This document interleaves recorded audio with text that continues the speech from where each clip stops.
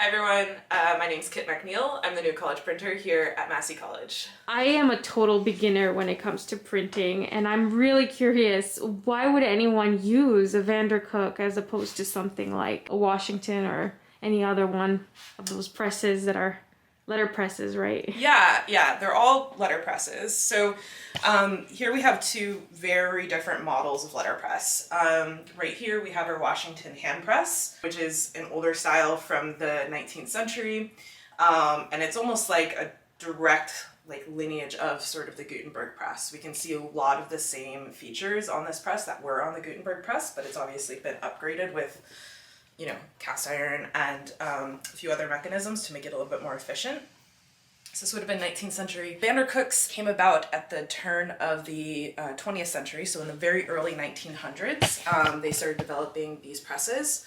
And this is what we would call a cylinder press. The big thing to know is that there's two very different mechanisms in printing. So with the hand press, we're using both gravity and we're using what's called platen to basically squash or apply pressure from our type onto our paper in this motion. So we have our press bed here, the type would be here, and then we have the paper kind of coming down and then this platen applying pressure to print.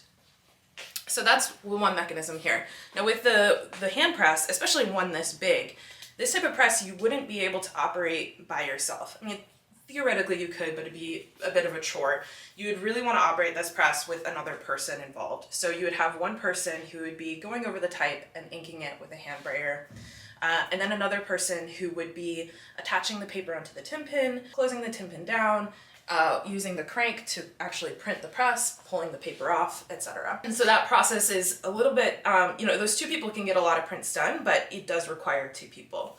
We move over to the cylinder press. These proofing presses weren't really designed for big, long runs. They were just designed for pulling proofs off of particular types of images to kind of prepare for bigger productions later on. In modern day use, they are used for longer editions, I think partially because they're a lot of fun to use in my opinion.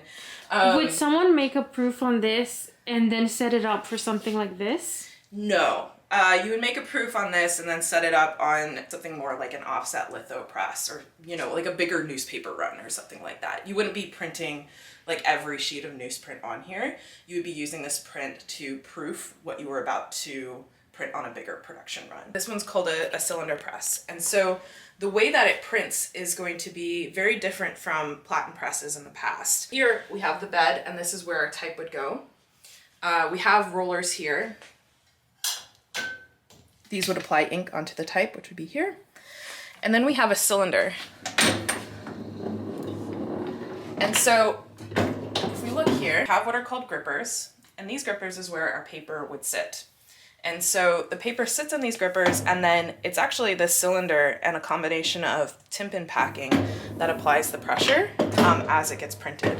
So there's no platen method, there's no squashing of the type and the paper together. It's the cylinder mechanism and the packing that's applied on that cylinder that applies the print. Sorry, can I see where the type is? I missed it somehow. So the type would be sitting in here. You would have the type locked up on this press bed. So in the same way that we lock up type in a chase, you can actually put a locked up chase on this press bed.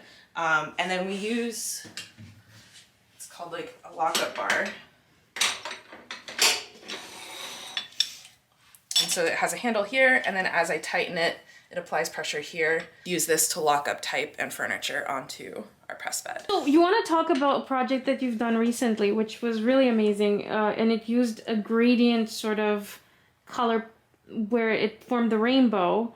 How did you do that? Here at Massey College, we do high tables. At the end of November, we did a high table that was Pride themed. It was very important to me that the printed keepsake, the paper component for that dinner, really reflected Pride.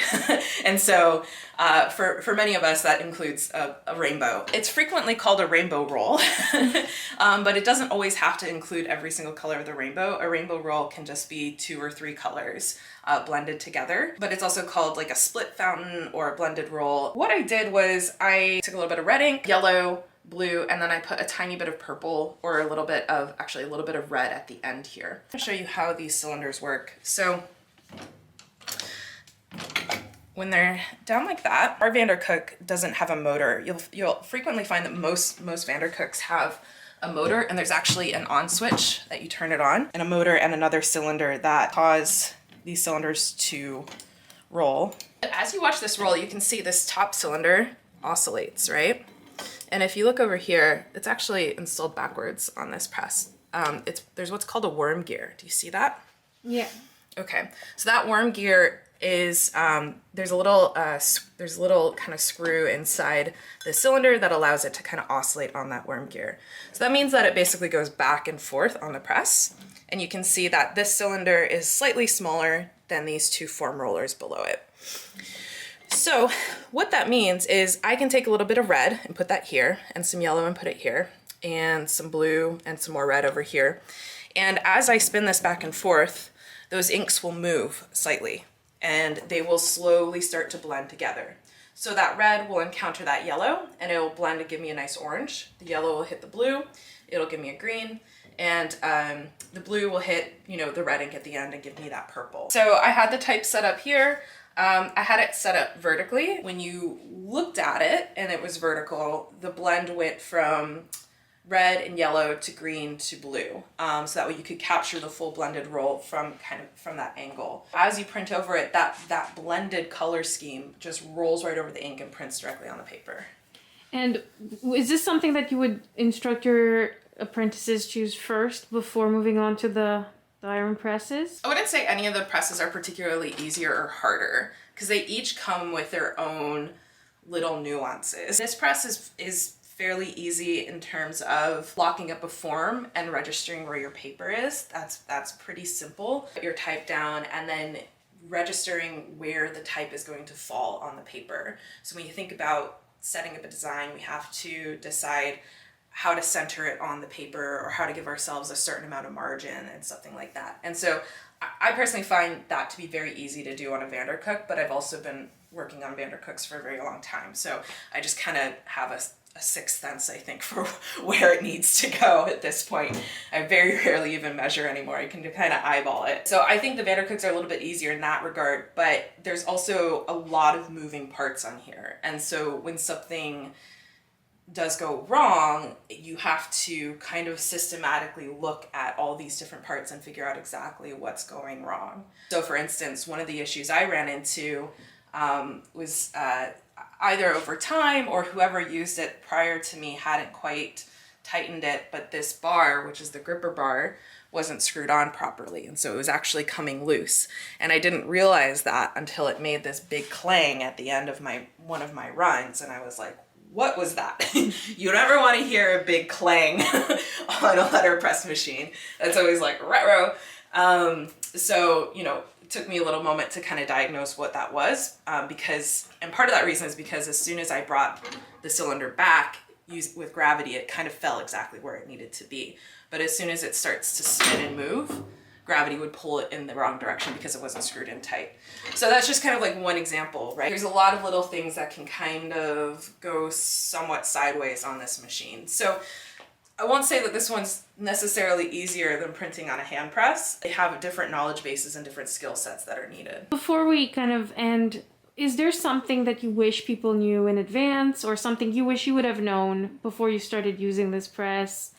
Or some advice for beginners who are just looking to try it out and they're not confident starting out? Given what I just said, I would say don't be too intimidated by the press. I think a lot of newcomers are really intimidated, or they feel like they're not qualified enough to do things on a press. And with some time, with patience, and then, certainly like doing a little bit of research, you are qualified to work on this press. You're qualified to do maintenance on this press, But one of the great things about the Vandercook is there is a lot of documentation about these presses. There's a number of historians who've done a lot of research to kind of preserve the history of the Vandercook press. And there's a really, really wonderful website called Vandercook Press. And that website is really wonderful for troubleshooting problems, for getting, there's like a whole timeline of the whole Vandercook history. Knowing where your resources are is really helpful, and be respectful, but don't be afraid of the letterpress, and especially the Vandercook. Thank you so much, Kit, for your time. I know you're very busy in the printing room. Oh, this is fun. I love talking about Vandercook presses. They're some of my personal favorites. They're a lot of fun to work on. But yeah, thanks for watching.